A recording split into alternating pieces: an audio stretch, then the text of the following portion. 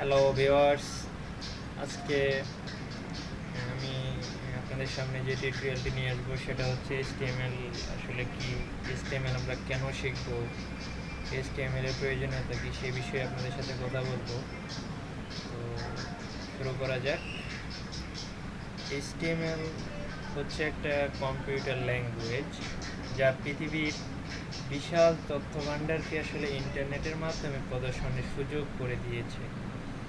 একটা ওয়েব পেজের মূল গঠন তৈরি করে হচ্ছে HTML দিয়ে, অর্থাৎ একটা ওয়েব পেজ বলতে আসলে আমরা যেটাকে বুঝি, সেই ওয়েব পেজের সে কী করে মূল কাঠামোটা তৈরি করে।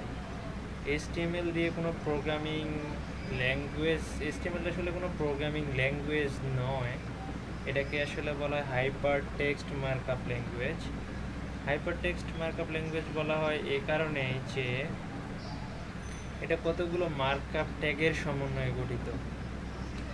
একটা ওয়েব পেজের বিভিন্ন অংশ ব্রাউজারের মধ্যে কিভাবে প্রদর্শিত হবে তা HTML এ মার্কআপ ট্যাগ সমূহ ব্যবহার করে প্রকাশ করা হয়।